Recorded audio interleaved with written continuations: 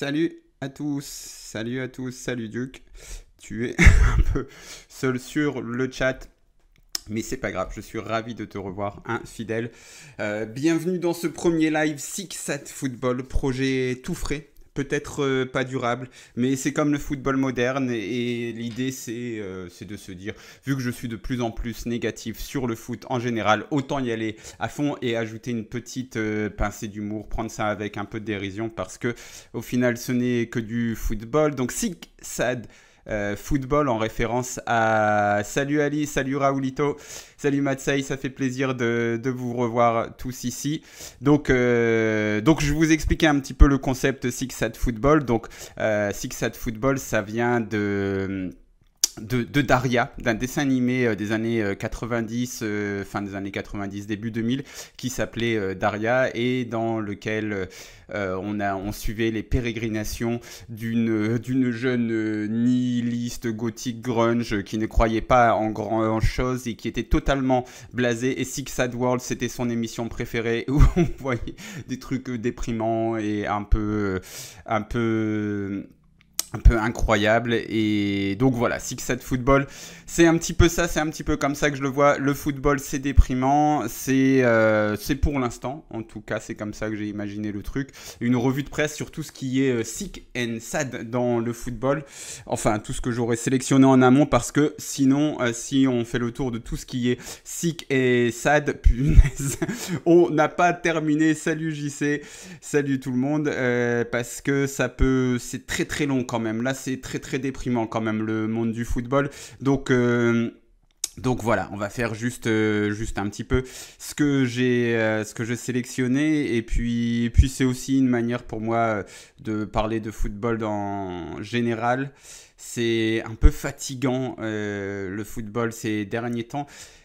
Pour faire un petit préambule, j'ai longtemps cru en l'échange avec les commentaires, Twitter, tout ça, mais ça devient de pire en pire. Alors pas ici, comme je vous l'ai dit la dernière fois, pas sur Twitch, mais c'est on peut se foutre de ma gueule, je m'en bats un peu les steaks pour rester poli, mais je suis réellement passionné par ce que je fais. C'est vraiment pas une blague. Et donc, en fait, j'ai vraiment été touché un peu négativement. Plus le temps avançait sur des trucs un peu, sur cette impossibilité de communiquer avec plein de monde à chaque fois que je vais dans les commentaires, des tweets, des trucs.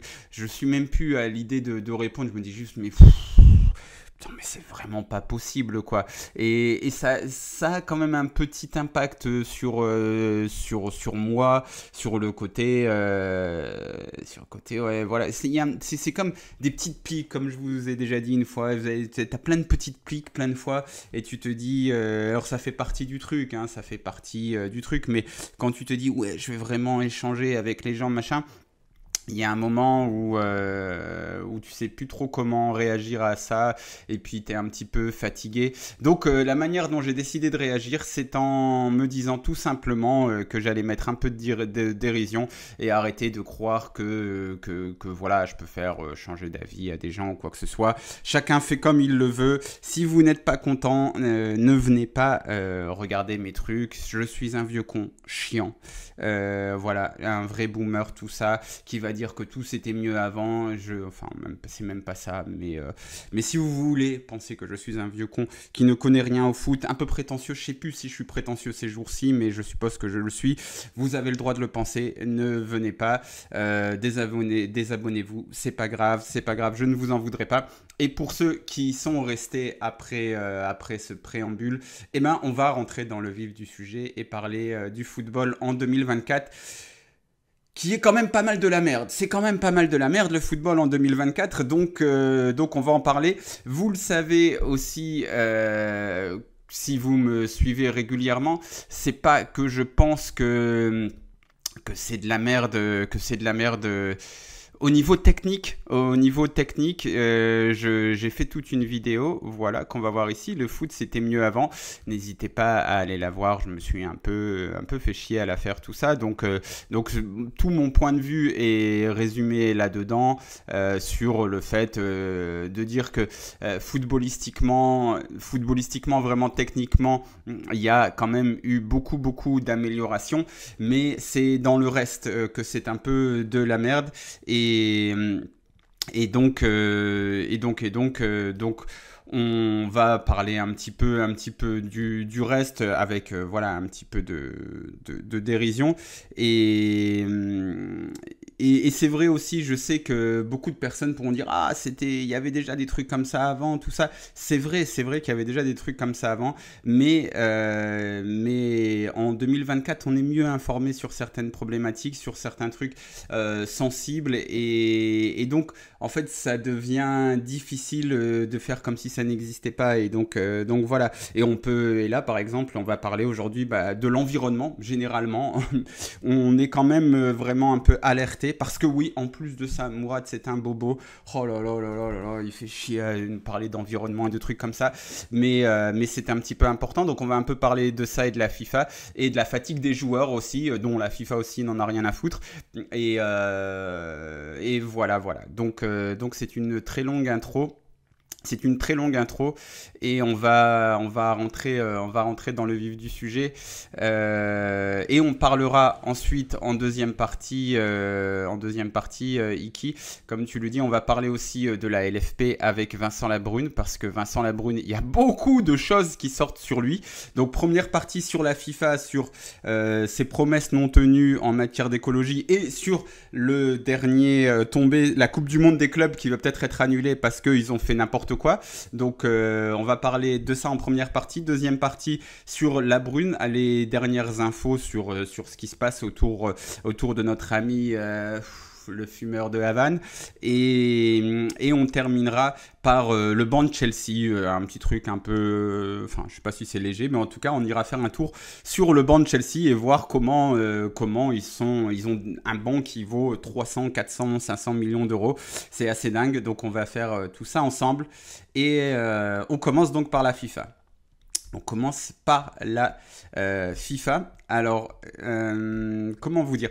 J'ai aussi ce truc de me dire, j'ai fait un peu de sociaux, etc. C'est quelque chose qui a beaucoup compté dans ma vie et j'ai un peu un truc structuraliste, c'est-à-dire que sans dédouaner les individus qui peuvent faire n'importe quoi, je pense que les structures ont une très grande importance sur ce qui peut se passer. Et dans le monde du football, la plus grosse structure, c'est la FIFA. Et la FIFA, elle est vraiment capable de faire n'importe quoi et donne vraiment le là, en fait, sur la direction que prend le football actuel. Et dans cela, on a vu Rodri blessé, Mbappé là qui est blessé aussi, des joueurs qui tirent la sonnette d'alarme, Rodri encore une fois, il y avait aussi Koundé qui avait parlé peut-être d'une grève parce qu'il parle de cadence de plus en plus élevée. Ça aussi, c'est très intéressant puisqu'on échangeait là-dessus avec Elias Baïf sur Twitter à ce sujet. Est-ce que les joueurs jouent vraiment beaucoup plus de matchs ? C'est une question à se poser. En fait, il y a certains joueurs qui jouent beaucoup plus de matchs. Et pourquoi c'est certains joueurs qui sont toujours dans ces mêmes clubs, qui cannibalisent tous les joueurs et ne font jouer que les mêmes ? C'est une autre question pour un autre numéro. Aujourd'hui, on va se concentrer donc sur le mondial des clubs, puisque comme nous l'a relayé ce matin Guillaume Maillard Pasini, je crois, je me souviens plus, Guillaume MP, je suis pas certain de ne pas écorcher son vrai nom de famille, mais Guillaume MP, donc journaliste pour Eurosport, RTL, Di Marzio, etc. et qui fait le très bon podcast Calcio et Pepe avec Johan, parce que j'ai oublié aussi son nom de famille. Je suis pas très bon sur les noms de famille. Il nous expliquait donc ce matin dans la Gazzetta, le mondial des clubs prévu du 15 juin au 13 juillet pourrait sauter. La FIFA, qui espérait 4 milliards d'euros, n'a toujours pas trouvé de fonds, sponsors et diffuseurs. Les lieux des matchs n'ont pas été fixés non plus. À ce jour, l'instance n'a rien entre les mains. Donc le grand tournoi, voilà, qui voulait mettre en place une coupe du monde des clubs, est en train de se casser la gueule. Alors, ça va être un petit peu chiant parce que l'article de la Gazzetta est là. Je vais le mettre en traduction automatique Google parce que sinon c'est n'importe quoi, je parle pas du tout italien. Donc ça va faire une traduction un petit peu spéciale, mais on va le lire un petit peu ensemble rapidement. On n'est pas obligé de le lire en entier. Voilà, donc TV et stade sont manquants. Grand veut clarté. J'avais prévenu pour la traduction. Sans fonds et sponsors et avec un calendrier de plus en plus bouché, la compétition étendue à 32 équipes risque de sauter. La FIFA en difficulté court à couvert. Certes, pour l'instant, il n'y a que les dates du 15 juin au 13 juillet 2025. Il manque les lieux, les stades. Des deux équipes manquent encore, mais surtout, il n'y a pas d'argent.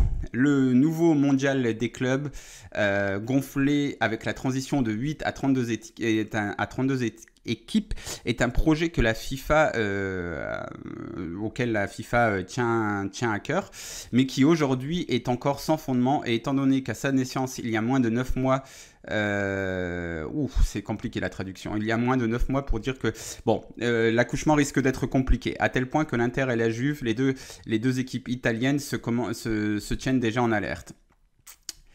Avant-hier, les délais de présentation de l'offre pour les droits de télévision au milieu du monde, les Amériques, l'Asie, le territoire de MENA, le Moyen-Orient, personne ne s'est présenté. Le tirage au sort est prévu en décembre et le risque d'y arriver en tant que roi nu pour Gianni Infantino est élevé. Et en fait, le président de la FIFA a déménagé personnellement en organisant une unité de crise et en appelant les télévisions du monde. Bon. Grosso modo, ce qu'il se passe, parce que la traduction est vraiment désastreuse, donc après, elle est gratuite, hein, on va pas se plaindre, mais on va rester sur ce tweet, de Guillaume MP.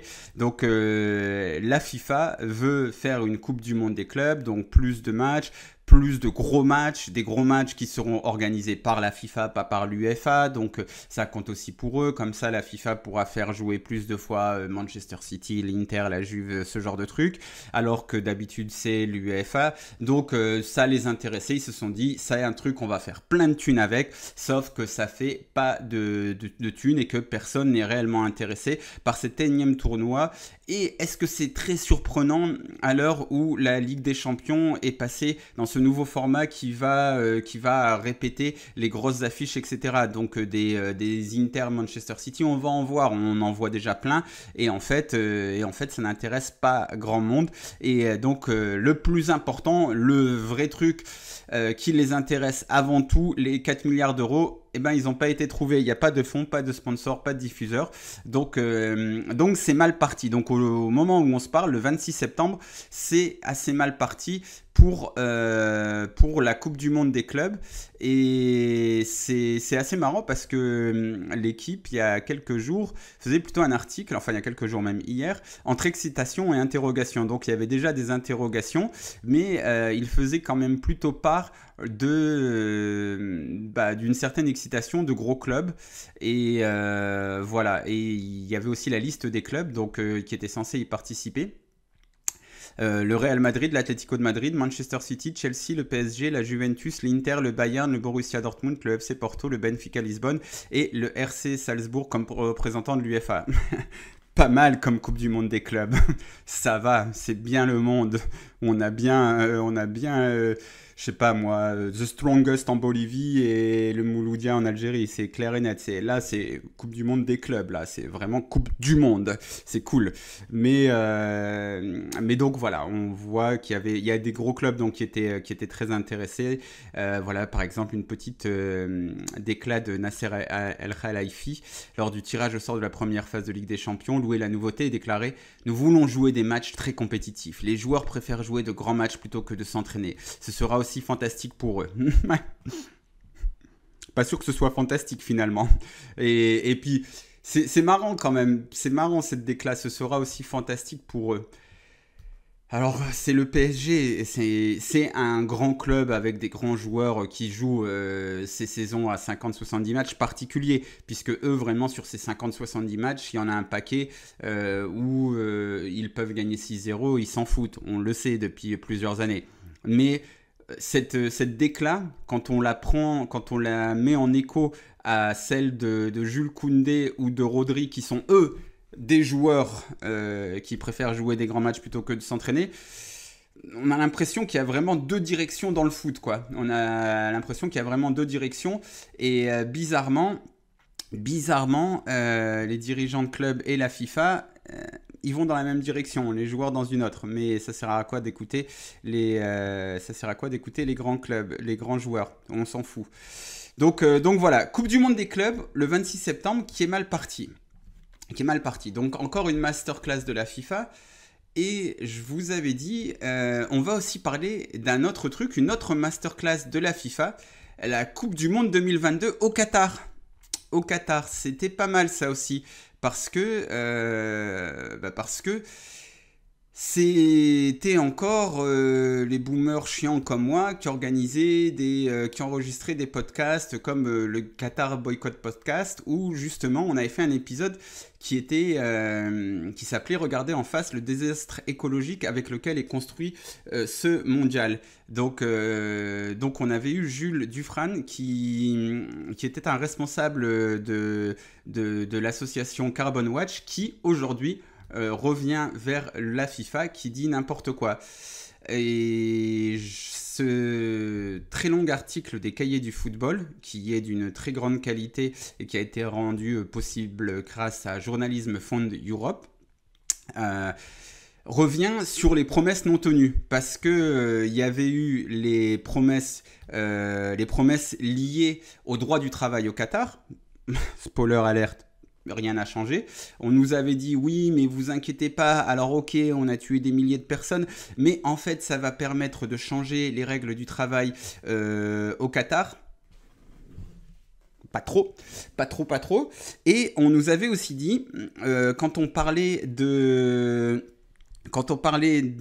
désastre écologique, on nous avait dit non, mais ça va être le premier mondial qui sera carbon neutral. Et Gianni Infantino nous avait sorti son plus beau green card for the planet. Vous savez, il y a le carton jaune, le carton rouge et le carton vert, parce que il avait expliqué en réalité ça va être le plus écologique des mondiales, alors que tout le monde se disait mais ces stades ils ont été construits, alors ils ont été construits avec la main d'œuvre. Il y a tant à redire, voilà, sur la main d'œuvre, sur les morts qui ont été causés par ce stade. Ok. On parle même pas de ça, on parle juste du truc écologique. Ils vont servir à rien du tout. Il a dit non, mais vous inquiétez pas, ces stades, alors tout d'abord, ils vont servir à organiser d'autres trucs. Il va y avoir plus de monde dans les stades. Et puis, il y en a un, il devait servir justement à l'équipe féminine de Qatar, mais en fait, c'est dans les faits, ce n'est pas du tout ce qui se passe. C'est en septembre, voilà. Donc, je vais vous lire des passages de ce truc pour démonter chaque argument de la FIFA. Vous pouvez aller le lire. Je vous mettrai, pour ceux qui regardent ce live en replay sur YouTube, je vais vous mettre tout ça en description. Je vous mettrai tous les liens en description. Donc, les Cahiers du foot, c'est sur les Cahiers du foot, un excellent site, voilà, où donc qui nous explique, par exemple, sur ce stade qui devait accueillir les compétitions féminines et locales comme la Journée nationale du sport au Qatar, ainsi que 4 rencontres de la Coupe d'Asie et la finale de la Coupe de l'Émir 2024. Mais en septembre 2024, il n'existe toujours pas d'équipe nationale féminine du Qatar. S'il est exact que des filles et des femmes jouent bien au football dans l'Émirat, à l'académie du PSG par exemple, la sélection féminine qatari en question a livré son dernier match le 19 avril 2014, lorsqu'elle s'inclina 2-8 face à Bahreïn dans un tournoi international disputé en Jordanie. Le match amical qui opposa le Qatar à l'Afghanistan en novembre 2021 dans un Khalifa International Stadium désert ne mettait pas face à face des sélections reconnues par la Confédération asiatique ou la FIFA. Cette période d'inactivité longue de 10 ans a fait que l'équipe nationale féminine du Qatar ne figure plus au classement officiel de la FIFA. Donc il y avait déjà, voilà, on nous avait vendu, non mais ces stades ils vont être surutilisés, ils ne sont pas utilisés. Qu'en est-il des clubs masculins alors?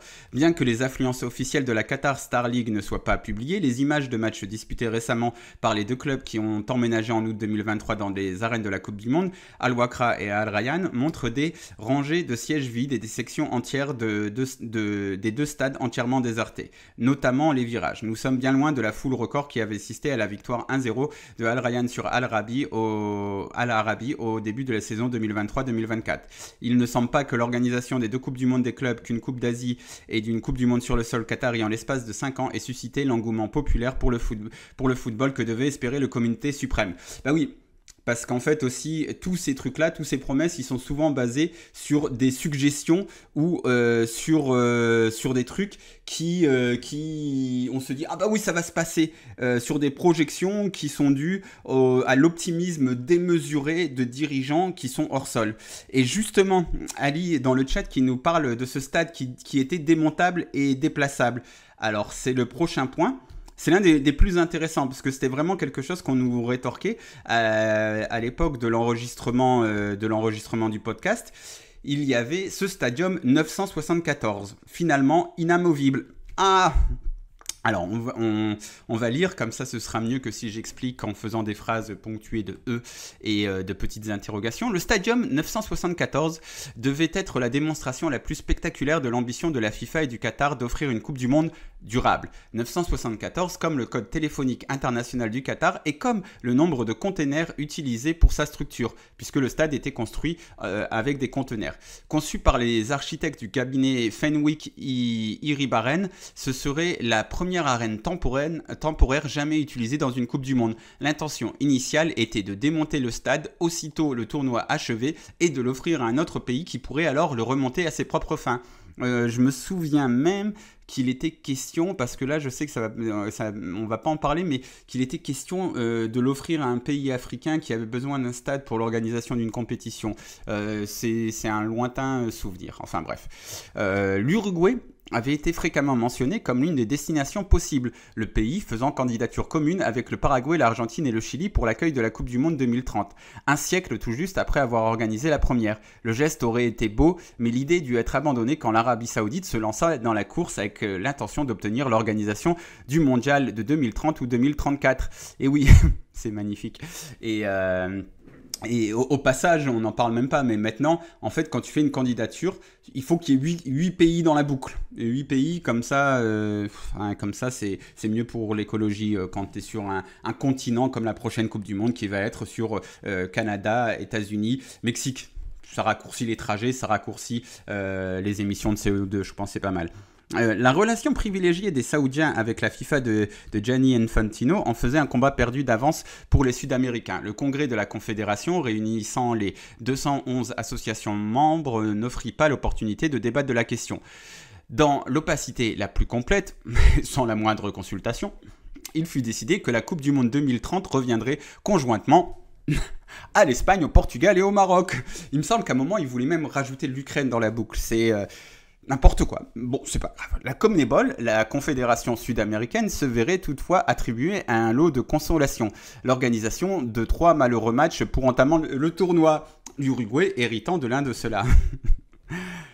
C'est tellement absurde. La CONCACAF, Amérique centrale du Nord anti-comprise, accueillant le tournoi de 2026 aux États-Unis, au Canada et au Mexique, 2 confédérations pouvaient postuler à l'organisation du Mondial 2034, l'OFC Océanie et l'AFC Asie, dont l'Arabie Saoudite est l'un des membres les plus influents.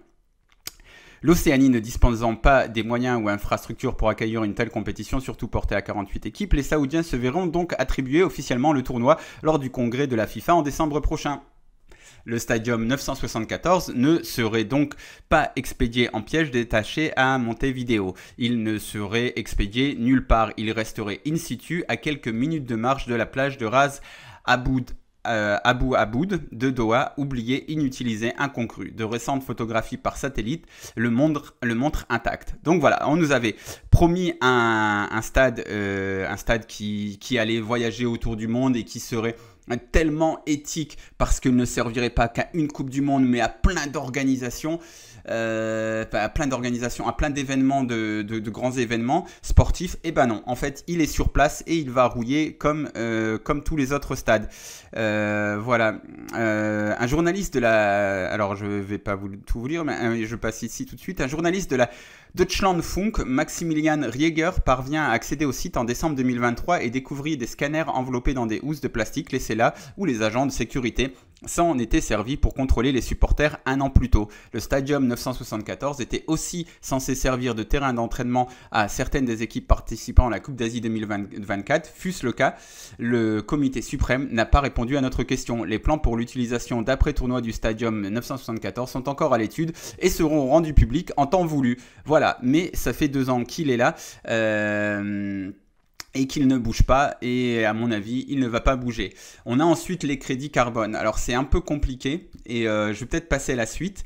Je vais vous mettre le lien tout de suite dans le chat, parce que voilà, je le mettrai aussi en description de la vidéo, mais pourquoi pas aussi le mettre ici, voilà. Ah non, il faut que j'aille sur Twitch, voilà, on va faire ça comme ça.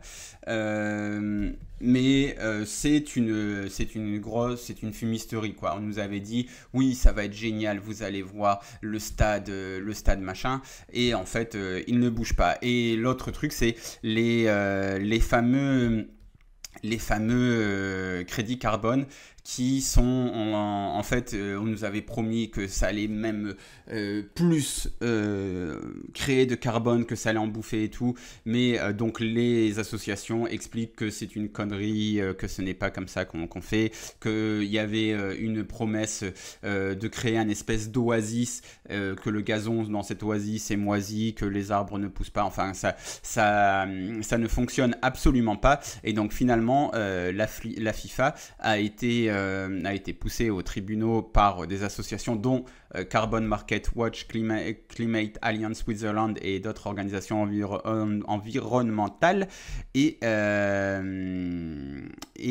cette plainte accusait entre autres la FIFA d'infractions multiples aux lois sur la concurrence déloyale et au code de pratique de la Chambre internationale de commerce. Le volumineux dossier déposé par les plaignants avait pour but de démontrer que la FIFA avait trompé sur la marchandise en affirmant que sa compétition phare serait neutre en carbone, en émettant des assertions basées sur du vent qui avaient pour objectif de leurrer le grand public en lui faisant croire que l'impact environnemental de la Coupe du Monde serait nul. L'affaire fut entendue par la deuxième chambre de la Commission suisse pour la loyauté qui rendit son verdict le 5 juin 2023, donnant raison aux plaignants.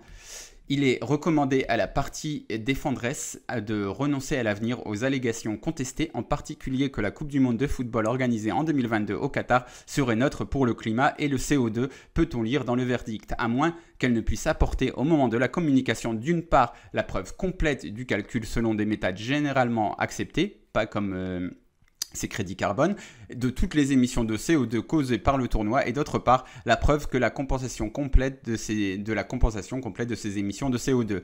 Et de cela, il semble que ni le Qatar ni le FIFA ne seront jamais capables. Donc voilà, c'est ça, comme tu le dis, Ali Todorov, plus c'est gros, plus ça passe. C'est vraiment ça. C'est vraiment le truc. C'est incroyable, vraiment. Je reviens sur ce truc de la Coupe du Monde au Qatar.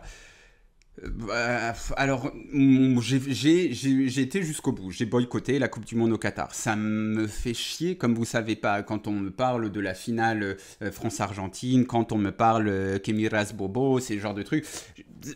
Mine de rien, j'ai encore envie de voir ces mythes du foot s'écrire pendant la Coupe du Monde, etc. Je vais essayer de ralentir un petit peu Mephisto, mais c'est vrai que je me disais que c'était un peu long. Bon, donc j'ai encore envie de la regarder, la Coupe du Monde au Qatar. C'est un moment important pour moi. Eh ben non, parce que je me suis dit, ok, là, je peux pas laisser passer. Et franchement, en plus, le truc qui me casse les bonbons, vraiment, c'est qu'on va de plus en plus loin, en fait. C'est pas C'est pas que je dis ah oui je suis tout blanc et mon football d'il y a 20 ans était parfait, je sais qu'il était pourri et tout, mais là dans cette série de podcasts on remettait même pas en cause les affaires de corruption et les trucs louches sur l'attribution. On remettait même pas en cause des choses qui sont scandaleuses, hein. Mais on parlait même pas des droits des femmes au Qatar ou des trucs comme ça, parce que on est habitué à ce que ce soit pour toutes les Coupes du Monde, pour toutes les compétitions. Regardez là, les JO, même à Paris, il y a eu des choses assez scandaleuses autour des JO et il faut les dénoncer aussi. Et c'est ce qu'on nous disait, les grands détracteurs, le grand whataboutisme, c'est maintenant, on dénonce le fait qu'il y ait des milliers de morts au Qatar, on dit « Ah ouais, et là tu dis rien !» Mais si, j'ai envie de dire aussi, et c'est de la merde aussi, mais là ça va plus loin, en fait, ça va plus loin, et on va toujours plus loin, on pousse toujours le curseur plus loin dans le dégueulasse, et on dit rien, et on continue, et on continue, donc voilà, Don Flamingo qui dit « C'est à l'image de la société, l'argent aux dépens de l'humain ». Oui, mais ça a toujours été comme ça. Mais en fait, tu vois, le truc, c'est... et puis c'est que du foot, hein. Je veux dire, il y a des sujets beaucoup plus importants. C'est pour ça que je prends cet angle un peu six-sad football. Allez, on est déprimé du foot, mais un peu de retenue. Mais en fait, il faut...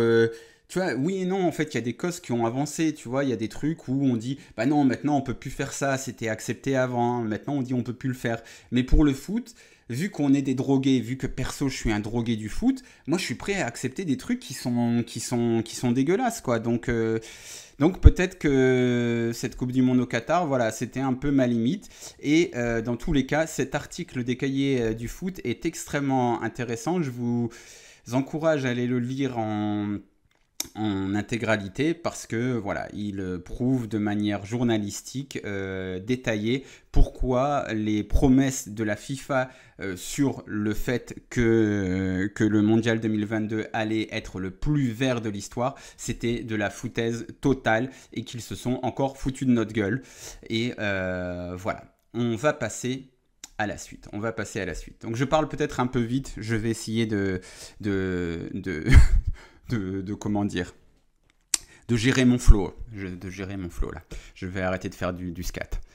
Bon, on passe à une autre institution. Donc, on a la FIFA et après on a l'UEFA, plein d'autres trucs, même si l'UEFA a tendance à essayer d'aller grignoter sur la FIFA. Et on a les fédérations nationales et on a les clubs en dessous. Et les clubs qui, de plus en plus, commencent à devenir aussi importants que les fédérations nationales.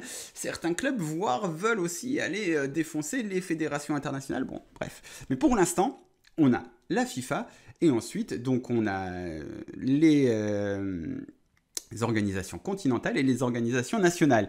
Et en France, les organisations nationales, elles sont dirigées par Philippe Diallo et par Vincent Labrune, la star de la Ligue 1, qui est au cœur de multiples polémiques, et qui a été réélu à 85% à la LFP, c'est génial, qui a échoué sur les droits télé. On sait que c'est jamais de sa faute parce qu'il va nous dire c'est pas de ma faute, tout ça machin, mais 500 millions d'euros pour les droits télé, c'est un échec cuisant, retentissant.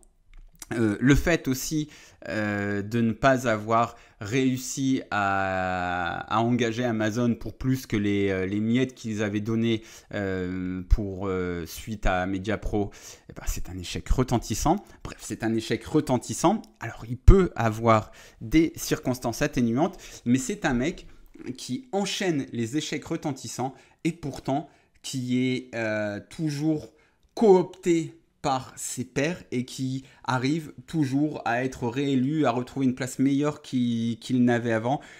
C'est un véritable mystère, ce Vincent Labrune. Et donc, je vous je vous propose d'aller faire un petit tour sur les dernières news qui sont sorties. On ne va pas lire l'article en entier, mais l'équipe fait le taf sur Vincent Labrune, parce qu'on dit souvent machin, ils disent rien, machin, tout ça. Mais voilà, par exemple, ça c'est sorti le 24 septembre et on a le 25 septembre un autre article aussi qui dénonce d'autres choses. Donc le premier, c'est le fonds CVC qui réclame un remboursement de 1,5 million d'euros. Alors je vais tout lire, ce sera plus simple.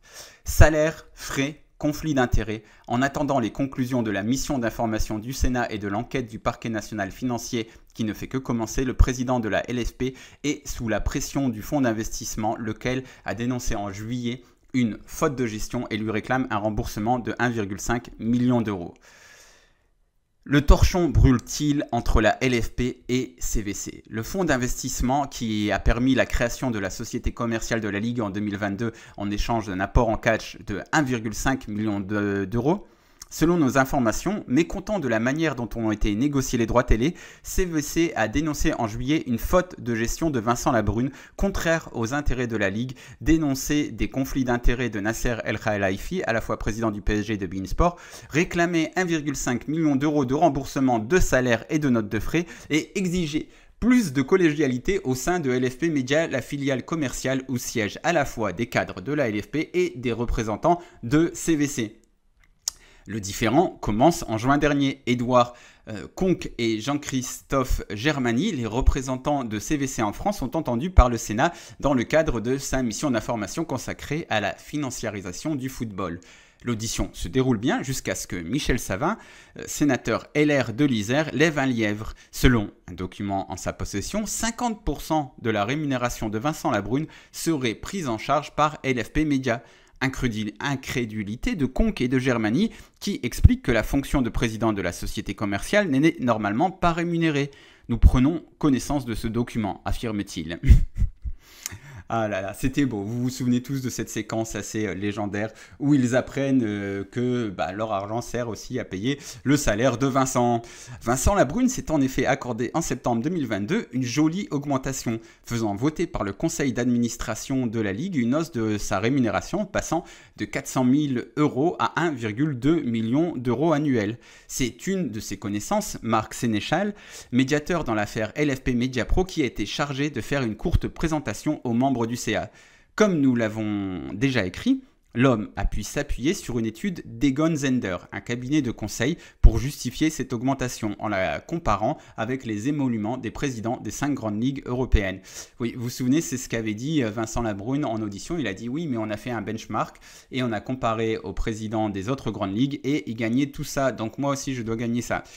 À l'époque, le CA vote sans sourciller. Vincent Labrune ne vient-il pas d'apporter 1,5 million d'euros de CVC sur un plateau ? Pour plus de discrétion, la délibération est cependant gardée confidentielle et n'est pas annexée au procès-verbal du conseil d'administration rendu public. Ah, vous voyez, ce truc aussi, quand on lit et qu'on épluche des documents officiels, il y a toujours ce genre de petits trucs. Et avec Vincent Labrune, les documents officiels de l'OM, il y a plein de pages qui me manquent. Il y a plein de trucs où tu vois, en fait, s'il y a des blancs ou des trucs, tu dis... Ok. Sur le PV du 30 septembre 2022, disponible en ligne, la présence de Sénéchal est ainsi bien mentionnée, mais aucun point n'est dédié aux rémunérations et éventuels bonus comme s'il n'avait jamais été évoqué. Vincent Labrune va ensuite refacturer la moitié de sa nouvelle rémunération, 600 000 euros donc, à LFP Média, sans en avertir les représentants de CVC qui siègent à LFP Média et qui donc finance LFP Média quelque part. La douloureuse passe inaperçue car elle est inscrite sur une enveloppe budgétaire globale dédiée aux frais de fonctionnement de la LFP prise en charge par la filiale commerciale. Donc c'est très intéressant parce que c'est un petit peu, c'est le mode de fonctionnement de Labrune. Et après, on va aller voir le portrait qu'en a fait SoFoot, l'excellent portrait, vraiment un très très bon portrait journalistiquement très bien écrit, où on voit que Labrune, c'est vraiment le mec qui te tape dans la main au resto et allez, on fait comme ça. Et puis après, on va, tout est légal, attention.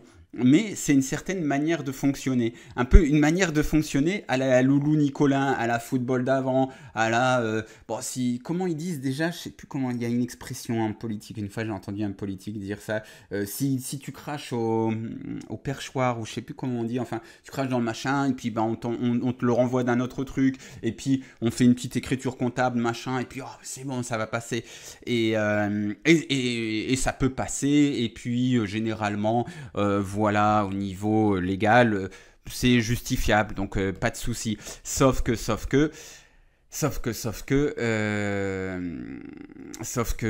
le problème, c'est quand tu arrives à rien faire, c'est-à-dire que tu fais tes petits arrangements, mais que tu as un dossier prioritaire qui échoue de manière lamentable, et que ça commence à se voir, et que le Sénat commence à mettre son nez dedans, et qu'il commence à y avoir des enquêtes et des choses comme ça. On commence à voir que c'est quand même un peu moyen.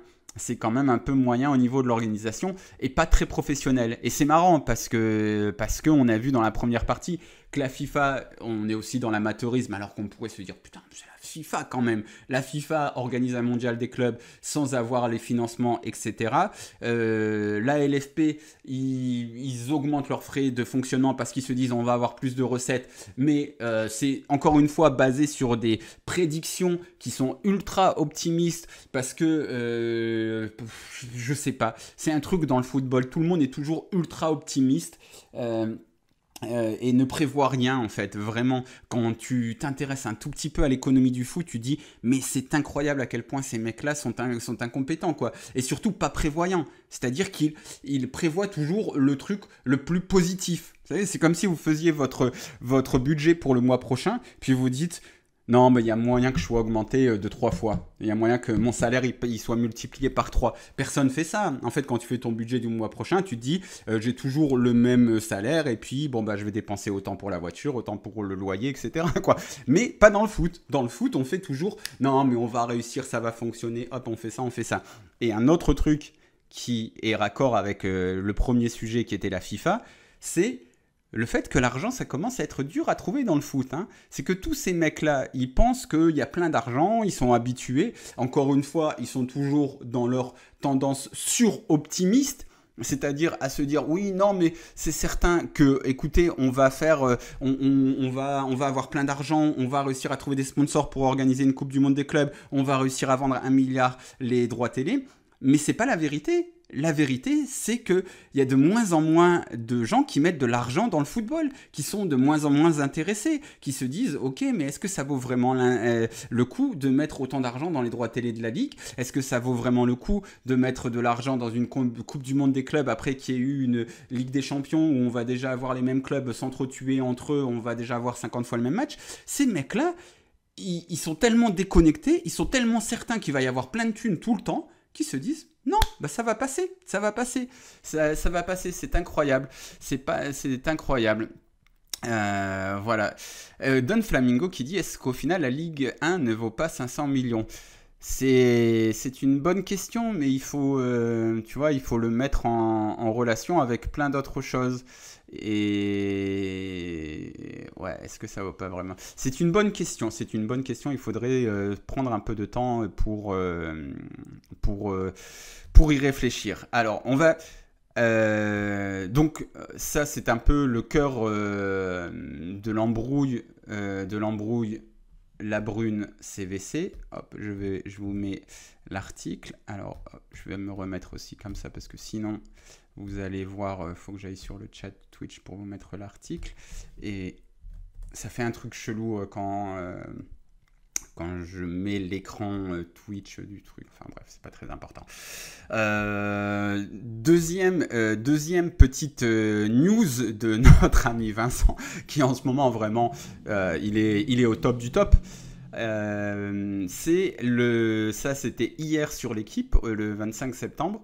Les présidents de clubs veulent que la LFP réduise son train de vie, puisque vous savez, la LFP a acheté un nouveau siège à un prix dément, le salaire du président de la Ligue a augmenté, on a embauché plein de monde et en fait, on n'a pas l'argent pour le payer. Parce que comme d'habitude, on se dit, mais non, il y a plein d'argent dans le foot. Écoute, dans tous les cas, je fais une ligue fermée, une double ligue fermée, truc, machin. Et puis ça va passer. Mais ça passe pas. Parce qu'en réalité, tu gagnes que 500 millions d'euros pour ton appel d'offres pour vendre les droits de la ligue. Donc, et les présidents de clubs qui sont incroyables, qui soutiennent toujours Vincent Labrune, c'est incroyable, c'est extraordinaire. Ces mecs-là, il y en a certains quand même qui commencent à se dire, ok, mais si on nous demande de réduire notre train de vie, réduire notre dotation en droit télé, très bien, mais la Ligue aussi, elle doit le faire. Donc c'est un peu le but de cet article. La LFP pense pouvoir faire une dizaine de millions d'euros d'économies. Les présidents de clubs en attendent beaucoup plus et n'excluent rien, même pas un plan social. Parce que oui, il y a des gens qui vont se faire... c'est toujours les gros salariés, c'est pas Labrune qui va se faire virer. Puis dans tous les cas, quand tu gagnes autant d'argent. Les clubs ne peuvent pas toujours tout assumer. Tout augmente sauf ce que l'on perçoit, s'agace un président de L1. Ce mercredi, une nouvelle réunion doit se tenir entre les équipes de la Ligue et sa filiale LFP Média et le groupe de travail composé de Jean-Pierre Caillot, président de Reims et du collège de Ligue 1, Olivier Létang, Lille, Saïd Chaban, Angers et Bernard Jouanin, Amiens et patron du collège de L2 chargé d'un audit sur le train de vie de l'instance. À l'heure où les nouveaux droits télévisés atteignent pour l'instant péniblement les 500 millions d'euros annuels, loin du milliard espéré pour l'ensemble des droits du football professionnel, les coûts ont explosé pour atteindre 272,5 millions d'euros cette saison, contre 156 milliards en 2023-2024 selon le guide de répartition provisoire. Et oui, parce que ce montant comprend les frais de fonctionnement de la LFP, qui ont augmenté, les différentes subventions versées à la fédération et aux syndicats, joueurs-entraîneurs, ça je ne suis pas certain que ça a augmenté, et la contribution CVC, le fonds qui a investi 1,5 million d'euros contre 13% à vie des recettes commerciales de la Ligue, qui dépassent les 100 millions d'euros. C'est assez incroyable aussi, parce que ça montre aussi à quel point le football est au très court terme, parce que les mecs ils se sont juste dit ok wow, ça y est on a de l'argent frais, mais et 2 ans après ils se disent merde putain les frais de gestion ils ont augmenté. Bah oui, grâce à l'argent de frais que tu as eu il y a 2 ans, enfin c'est une gestion vraiment, c'est catastrophique. L'audit épluche toutes les lignes budgétaires de la LFP à la recherche de la moindre économie. Et comme le confie un dirigeant qui échange avec ses collègues auditeurs, tout est sur la table. Et aujourd'hui, il faut garder seulement ce qui est indispensable. C'est-à-dire que dans leur traque des coûts, les 4 présidents de club ne s'interdisent rien, et notamment pas un plan social.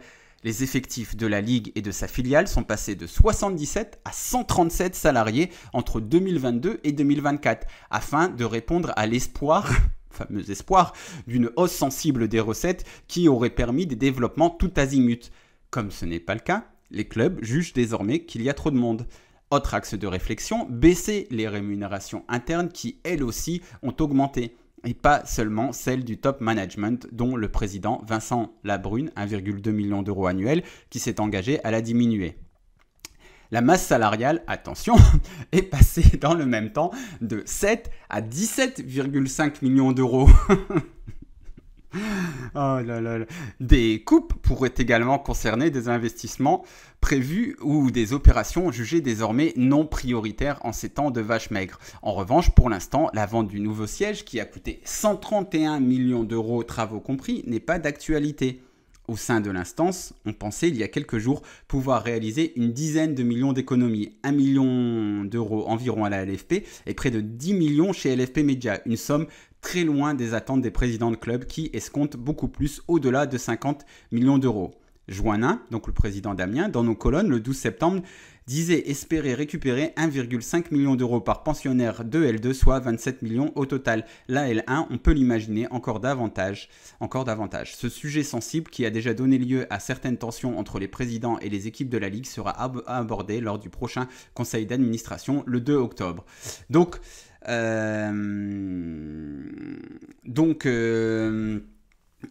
Je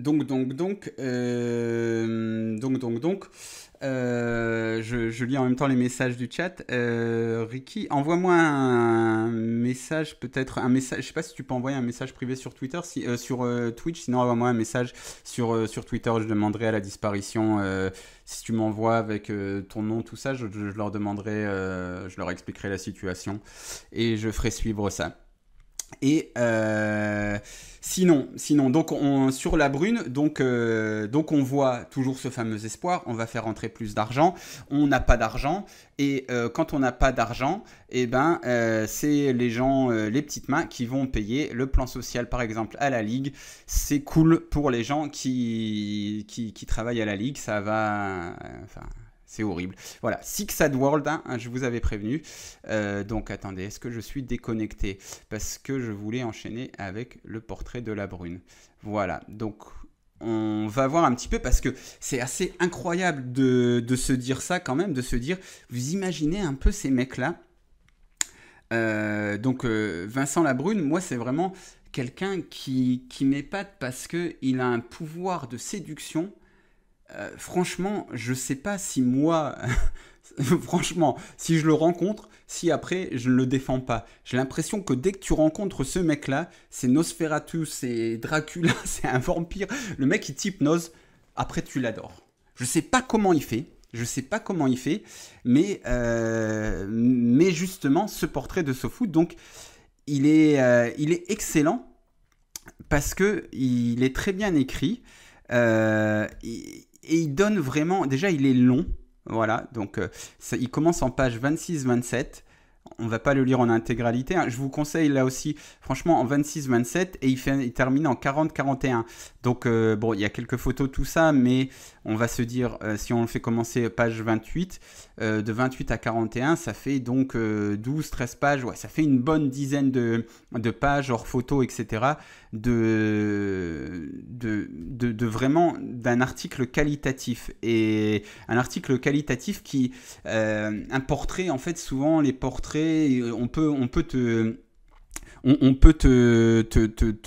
comment dire, te boucler ça rapidos, tu vois, t'as une ou deux d'éclats, tu fais machin, surtout si, comment dire, t'es dans un quotidien par exemple, ton portrait il peut pas être aussi long que le portrait de SoFoot, voilà, il peut pas s'étaler sur 10 pages, c'est pas possible, il y a d'autres sujets à traiter et tout le monde se débat pour avoir un peu de place. Donc tu peux pas faire ça comme tu le veux. Mais donc tu vas avoir un micro-portrait quelque part. C'est très difficile de faire un bon portrait qui va te donner un petit peu une idée du personnage que tu as derrière.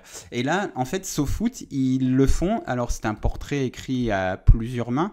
Ils le font via leurs échanges téléphoniques avec la brune. Et on sait qu'encore une fois, la brune et le téléphone, comment dire, c'est une relation d'amour qui est durable et qui est très spéciale. Et ils le font très bien. Il y a un peu un côté où ils vont à Orléans, ils vont aux bases, donc ils te racontent toute sa carrière, tous ces machins dans un ordre pas forcément chronologique, et c'est entrecoupé de ces vrais bouts de la brune un petit peu, où par moment il est charmeur au téléphone, ou par moment il s'énerve au téléphone, et où il t'explique oh bah oui bah moi j'aimerais aller, je préférerais faire des barbecues avec ma famille machin, et il y a notamment c'est vraiment un excellent portrait, sincèrement c'est du très bon travail, donc c'est du très bon travail qui raconte un truc pas génial, mais voilà, je vous conseille notamment, et il aborde tous les sujets. Je vois Bertrand dans le chat que tu dis Bielsa l'a défendu. Alors j'étais pas spécialement surpris. Ce qui est très surprenant, c'est que la brune parvienne à convaincre Bielsa d'appeler les mecs de SoFoot. Ça, c'est très surprenant, mais encore, c'est tellement dur d'avoir Bielsa, si t'es journaliste, dans un truc journalistique. Mais la brune, il parvient à convaincre Bielsa d'appeler ces mecs. Le gars, c'est un génie de la séduction. C'est un génie de la séduction. Vraiment, c'est incroyable. Et donc, on a une partie sur c'est la télé, tout ça, machin. Jean-Luc Delarue, j'ai beaucoup de défauts, mais par contre, je ne me suis jamais drogué de ma vie pour une raison simple. Je suis totalement hypocondriaque. Et la deuxième raison, c'est que je n'avais pas besoin de me droguer pour être enthousiaste, énergique et un peu speed. Et donc, il n'y a aucun sujet qui n'est vraiment éludé. Mais il s'énerve quand même par moments. Et pourquoi j'aime ce portrait? Parce qu'il nous décrit ce mec qui est charmeur, donc qui charme Robert Louis Dreyfus, qui charme Jean-Luc Delarue, qui est un peu un bluffeur qui, comme je vous disais tout à l'heure, qui vous tape la main dans le resto et puis allez, demain on se revoit et puis on se rappelle. Et puis en qui tu te dis putain merde, j'ai trop confiance en ce mec, mais au final ça échoue. Tu dis non mais c'est pas de sa faute, tu arrives quand même toujours à voir le truc de son côté de l'équation. Vraiment, c'est de l'excellent journalisme. Allez le voir et on va en lire un petit passage. Donc, sur le moment où il revient à la Ligue de football professionnel, après l'OM. Donc il explique, il avait monté une société, un truc pour réaliser des documentaires, des trucs. Il s'était dit oui, j'étais fatigué après l'OM. Donc on y va, on va lire un petit portrait. Franchement, va le lire, Ricky, ce portrait, il est vraiment sympa. Alors voilà, là c'est après qu'il ait quitté l'OM, quand on vient le chercher pour revenir à la Ligue, parce que le mec, on vient le chercher, quoi. Sous les radars, la Brune replonge en réalité rapidement dans le milieu du foot, dans son rôle préféré, celui du conseiller de l'ombre, à l'abri des coups. Je suis bien pour faire de l'analyse stratégique, avoir des idées ou coordonner, s'autodéfinit-il. Des présidents de clubs avec qui il a partagé bon nombre de bouteilles de vin lui demandent son avis sur des joueurs ciblés par leur cellule recrutement. Il reste fasciné par sa connaissance quasi panini des effectifs et son entrain à chaque mercato. À l'OM, ce qu'il adorait, c'était vendre des joueurs. Ça l'excitait. Ray, un agent de joueurs bien installé. Je lui avais dit qu'à Marseille, le plus important, c'était de gagner des matchs. Sinon, il allait se faire couper en rondelles. Et ce qui est marrant, c'est qu'aujourd'hui, son bilan, il est quand même mauvais à l'OM. Alors oui, il y a des excuses, il y a des trucs, il n'avait pas d'argent, truc machin. La faute à qui? En même temps, qui était président du directoire quand Jean-Claude Dacier dépensait plein d'argent? Mais quand on le défend aujourd'hui, on va quand même dire « Ouais, mais il a recruté plein de joueurs. » Ouais, mais il a perdu plein de matchs. Il a perdu plein de matchs aussi.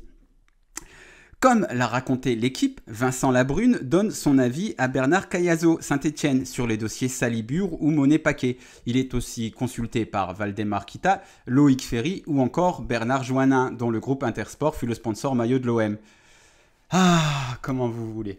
La facilité de Labrune pour s'immiscer dans un nombre conséquent de deals exaspère certains agents, qui l'observent intensifier sa relation avec Meïssa Ndiaye. Il lui a ouvert des portes dans plusieurs clubs, poursuit notre intermédiaire, comme pour évoquer un retour à l'envoyeur après la lune de miel marseillaise, puisque Meïssa Ndiaye était l'agent d'un très grand nombre de joueurs qu'il a recrutés à l'OM, Benjamin Mendy, Michy Batshuayi, Georges Kevin Nkoudou, il y avait une très longue liste, hein. Ça c'est de tête, mais il y en avait même plus. Mieux, dans un curieux mélange des genres, les deux hommes, Meïssa Ndiaye et Labrune, créent ensemble 3 sociétés, DigiCover, Touché et Tidwell, que Labrune a quitté depuis, liées à la gestion de droits à l'image de sportifs ou de conseils aux clubs sur leur stratégie digitale. Branché sur le sujet Ndiaye et ses étranges interférences dans ses transferts, Labrune démarre au quart de tour. Au téléphone, il hausse la voix, accélère le débit, invective et menace d'écourter la conversation.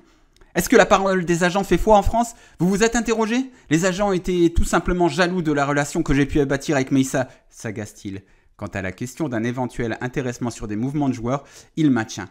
Je n'ai jamais travaillé ou contracté ou touché 1 euro dans le cadre d'un transfert. Il n'y a pas de contrepartie. Ça fait partie de relations personnelles et amicales. Ah là là là là là là. Les relations personnelles et amicales. Hop, on va à la page suivante. Les affaires de l'ancien protégé de Delarue sont pourtant bonnes ces années-là, comme l'attestent les derniers comptes de VLB Communication. En 2020, son résultat net grimpe à 1,74 million d'euros. Logique, car la Brune a toujours eu la réputation de facturer cher. Après avoir épaulé TF1 ou Robert Louis Dreyfus dans le passé, qui a désormais besoin de ses services?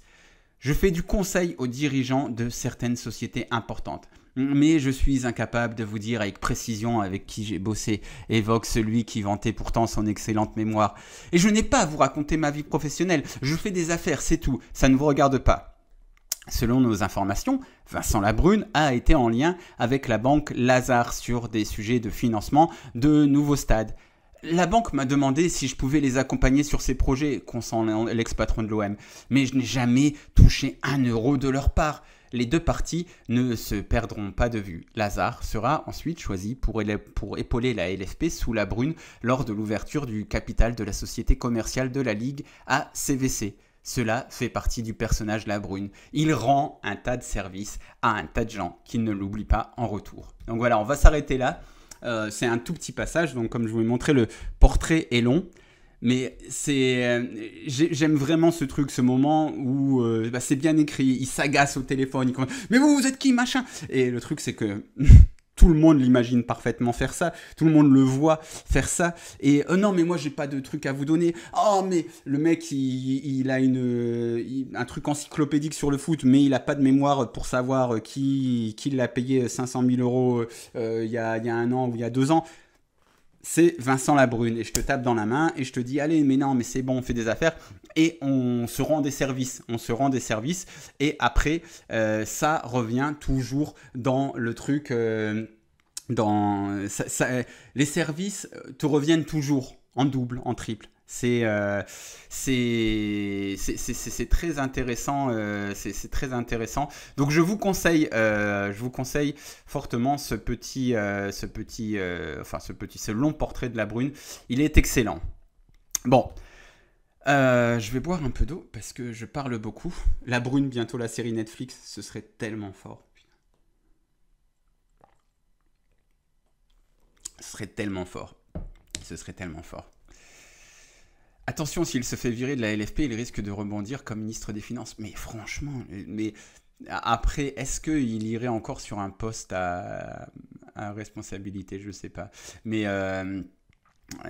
Labrune a une capacité formidable pour raconter les histoires à sa sauce. À la fin, c'est toujours lui le héros, dit 13 Pitchado. Mais oui, mais c'est ça, mais tu sais, on est tous un peu comme ça quand on s'engueule. Moi, quand je m'engueule avec mon frère, avec ma femme, je leur dis toujours « Ah non, mais... » On voit d'abord toujours le truc de son côté.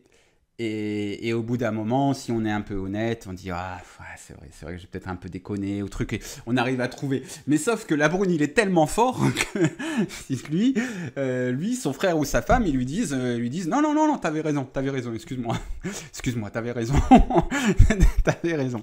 C'est incroyable. Et après, ils lui rendent des services. C'était Slim nous dit Ndiaye et lui voulaient créer un concurrent de Sorare. J'avais été contacté indirectement il y a 4 ans environ. Ah, intéressant. C'est pas surprenant. C'est un gros concept business. Après, j'ai un peu du mal à comprendre. J'avais cherché à comprendre un petit peu à comprendre un peu ce truc de Sorare, mais j'ai du mal. J'ai vraiment beaucoup de mal à comprendre. Et peut-être que la prochaine fois, on ira chercher aussi l'interview de Nicolin c'est tellement pas surprenant quand on lit ce portrait, quand on voit qui est Labrune et quand on connaît même un petit peu de loin le personnage Nicolas, on se dit c'est pas surprenant. Comme Ricky me dit, le témoignage de Bielsa est très étonnant. Attends, parce que ça redescend un peu.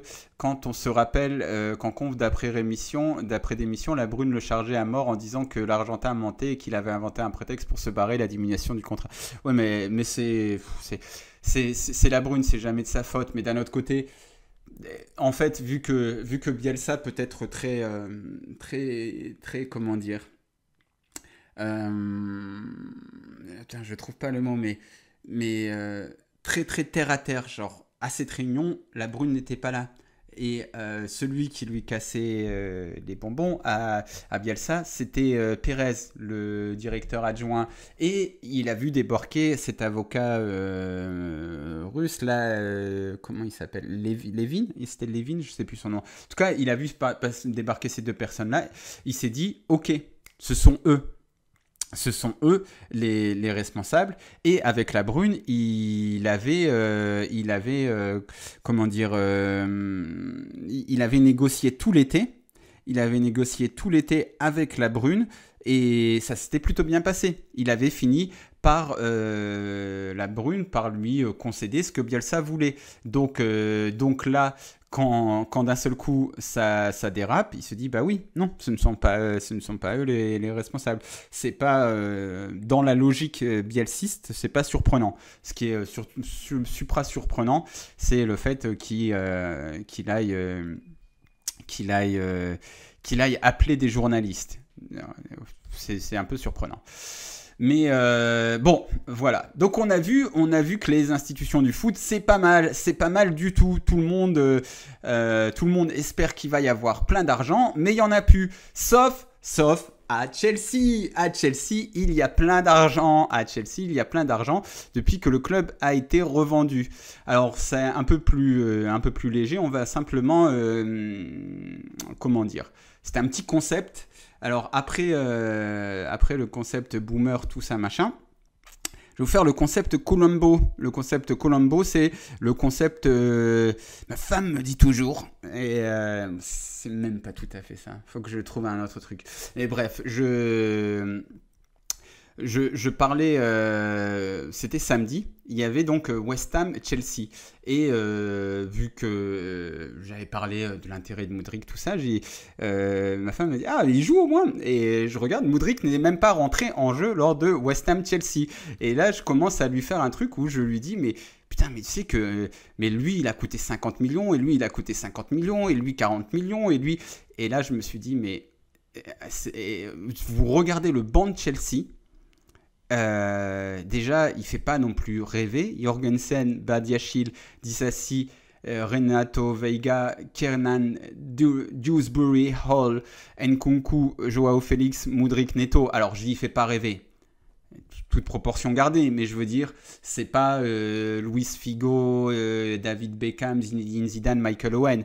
Ça fait pas rêver dans ce sens-là, mais ce sont d'excellents joueurs qui seraient tous peut-être parmi les meilleurs en Ligue 1. Donc voilà, on va pas. Mais c'est pas des énormes noms. Et surtout, en fait, ce que je vous propose de faire, c'est de regarder. Voilà, Pichado qui dit il y a juste 1 milliard d'euros sur le banc. Eh ben. Calculons ça, regardons ça ensemble.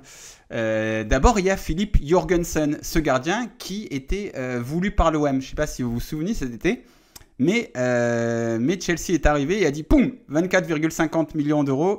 Allez hop, on règle ça et pour être gardien remplaçant. Donc voilà, Jorgensen, 24 millions d'euros pour être remplaçant.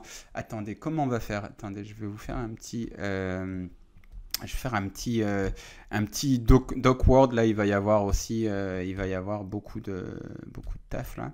Je sens. Hop, on va faire un nouveau document Google machin. On va le mettre là. On va calculer ensemble le banc de Chelsea. Si ça va être marrant. Alors, on commence avec 24,5 millions d'euros.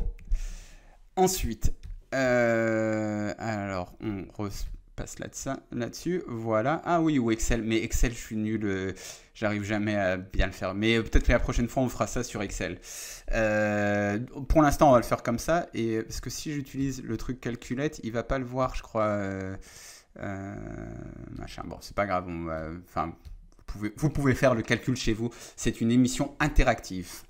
Alors, après Jorgensen, il y avait Badiashile sur le banc. Donc Jorgensen, bien sûr, qui ne rentre pas. Badiashile, qui a été acheté en janvier 2023 pour 38 millions d'euros à Chelsea, à Monaco. Donc, on passe plus 38. Hop, on revient. Donc Badiashile qui n'était pas rentré, à l'instar de Disasi, contrairement à Disasi qui lui rentre bien. Disasi qui a été acheté, lui, 45 millions d'euros. on augmente. Et c'est marrant, hein, ils ont... Je sais pas s'ils se placent sur le banc en fonction de... Non, toi, t'as coûté 25, non, t'es derrière. Non, c'est en fonction de leur indemnité de transfert, ce serait drôle.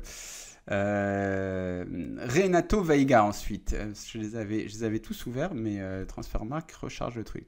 Renato Veiga, dont la valeur est estimée à 3 millions et qui a été acheté 14 millions d'euros. Ah non, t'aurais dû être le premier sur le banc, Renato.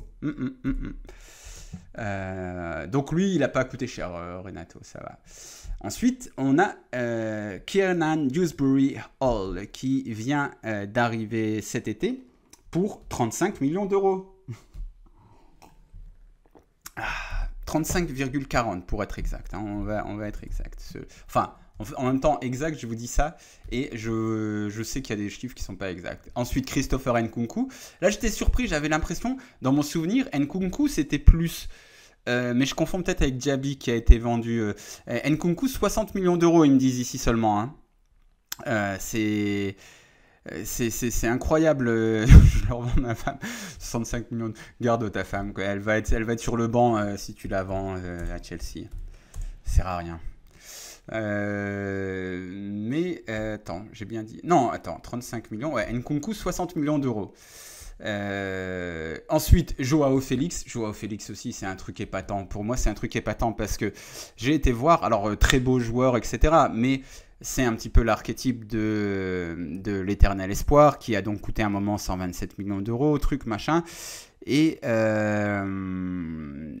il vaut toujours 52 millions d'euros après avoir été prêté je sais pas combien de fois et tout machin. Après, je sais même pas si l'Atlético de Madrid a vraiment perdu de l'argent. Tu vois, vu qu'ils ont récupéré 52 millions, les prêts, faudrait voir. Ouais, parce que là, par exemple, tu as un prêt d'une valeur de 11 millions d'euros. Je pense pas que le prêt à Barcelone, par exemple, il soit gratuit. Ouais, ils ont quand même dû en perdre un petit peu, je suppose. Enfin bon. Donc 52 millions d'euros pour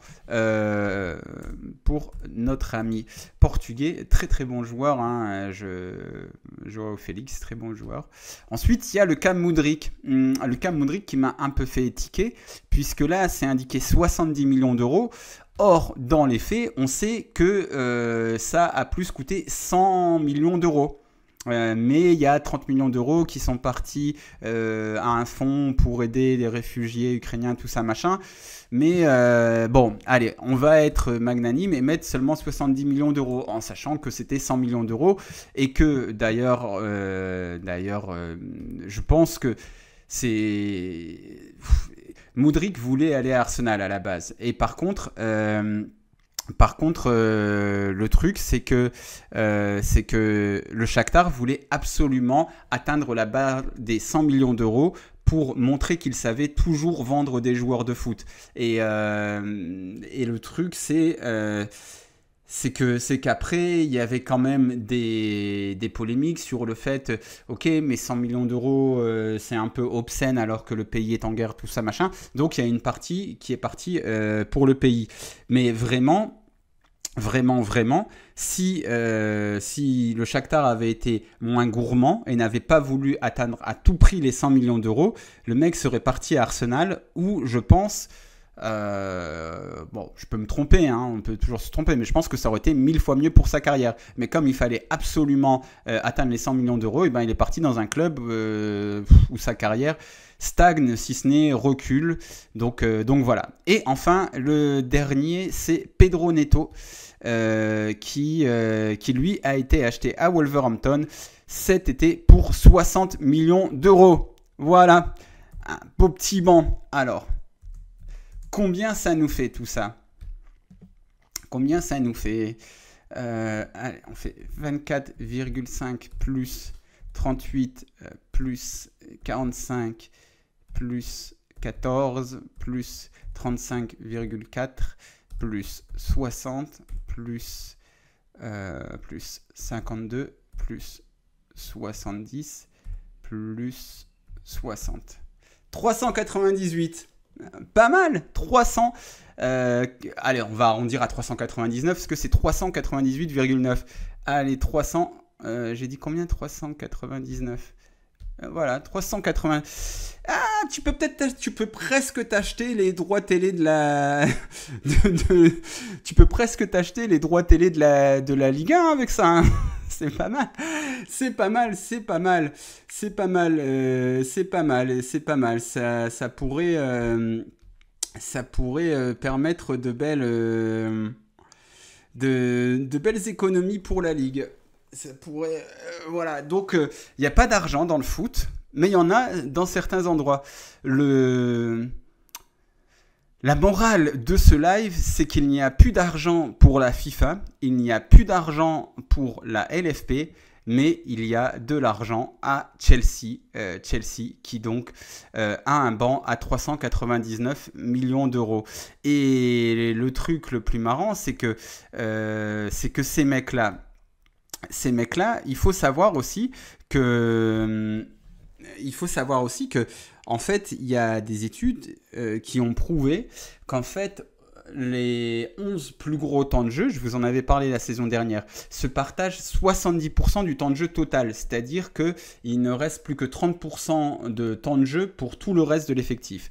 Après, si tu prends les 16 premiers temps de jeu, donc les 16 joueurs qui vont le plus jouer dans une équipe, ils vont se partager 90% du temps de jeu. Donc, c'est-à-dire qu'il reste 10% du temps de jeu pour tous les autres. Et logiquement, le but, ce serait que tu achètes 16 très bons joueurs et le reste, les 10% restants, aillent à tes jeunes.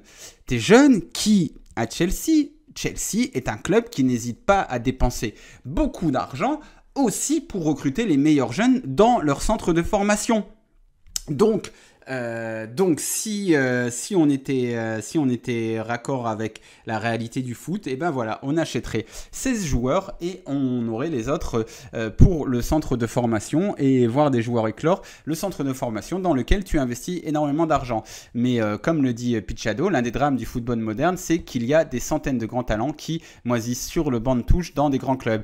Et ça pose aussi des questions sur le fait que dans ces grands clubs, on ait des effectifs pléthoriques. Je ne sais plus combien il y avait de professionnels là sous contrat avec pour Chelsea avec Maresca au début de la préparation, tout ça. Et Maresca avait dit moi je m'en fous, je vais jouer qu'avec ces 20 ou 25 là. Et les autres, il leur avait dit rentrez chez vous. Mais c'est incroyable. Et j'avais aussi ouvert ça, le nombre de joueurs en prêt à Chelsea cette saison. Je crois que j'avais compté 14, on va recompter ensemble. 1, 2, 3, 4, 5, 6, 7, 8, 9, 10, 11, 12, 13... 13... Attends, on va reprendre parce que j'ai mal fait. On va dézoomer un petit peu. Je crois que c'est même moins. C'est en train de cramer par là, moi. Alors, 1, 2, 3... 4, 5, 6, 7, 8, 9, 10, 11, 12, 13, 14, 15. Ah non, 15. Bah, t'as une équipe de foot. T'as une équipe de foot en prêt, si tu veux aussi. T'as une équipe de prêt, donc t'as une équipe en prêt. C'est pas mal. Non, j'ai entendu un bruit. Quelqu'un me dit j'entends des voix. Non, je pense que c'est peut-être la lumière. J'ai peur que la lumière crame les plantes derrière. Ça va mal se passer pour moi. Mais en effet, Scaba, et tu parles des montages, des opérations de mutation qui sont lissées sur plusieurs années. Voilà. Et les mecs comme Moudric, Dissassi, etc., ils ont signé sur 6-7 ans et des périodes très très longues. Comme ça, tu lisses l'indemnité de transfert. Et en plus de ça, tu te dis, vu que ce sont des jeunes joueurs, tu limites le fait qu'ils partent gratuitement et tu parviens toujours à les prêter, à les revendre, à faire un truc machin. Et bon, voilà, au niveau achat, au niveau comptable, tu parviens à faire ton truc. Et au niveau revente, tu parviens aussi, parce que le truc de Chelsea aussi, c'est que vu que tu achètes que des joueurs de 19, 20, 21, putain d'ailleurs, mais c'est incroyable, quoi, le nombre de jeunes joueurs qu'ils ont sous contrat. Je regarde ici, vous regardez là. Bon, après, il y a peut-être des joueurs formés au club, tout ça, mais 20, 19, 19, 20, 21, 19, 20, 21. Après, je pense que c'est beaucoup de joueurs aussi du centre de formation. Kepa qu'ils avaient payé, je sais plus, mais une fortune aussi. 25, 20, 24, 23. Donc en fait, ils ont recruté. Ils se sont fait une équipe pour... voilà, ils se disent, on a recruté une équipe pour 10 ans. C'est un peu leur manière de penser. Bon, est-ce que ça va... faudra voir après dans les faits, mais ils se disent, voilà, et on va pas perdre d'argent. Et la moyenne d'âge est en effet, voilà, on a encore des 18, 23, 22, 24, 24, 24, 23, 26, 22, 21, 20. Ça reste jeune et tu te dis, bon, j'ai toujours un espoir de les revendre, tous ces mecs-là. Donc ouais, il y a une stratégie. Mais par contre, très clairement, très clairement, c'est horrible pour tous les autres clubs. Parce qu'en fait, tu les empêches d'avoir ces joueurs-là, en fait, ces joueurs qui vont être sur ton banc, qui vont jouer 3% du temps de jeu, alors que eux en plus, ça va les bloquer, ça va bloquer leur progression, ça va bloquer plein de choses, ça va leur faire des carrières où ils vont être très bien payés, mais où ils ne vont pas bien jouer au foot, et en plus de ça, tu continues de faire jouer tes titulaires 50, 60, 70 matchs, donc voilà. Donc voilà, messieurs, dames, je pense qu'on va s'arrêter là pour ce premier Sixad Football. Il est urgent de réguler ce sport, nous dit Skaba. En effet, il est très urgent de réguler ce sport, mais ça va pas aller vers la régulation. Je me demande, c'est un débat que j'ai notamment avec Nico du podcast qui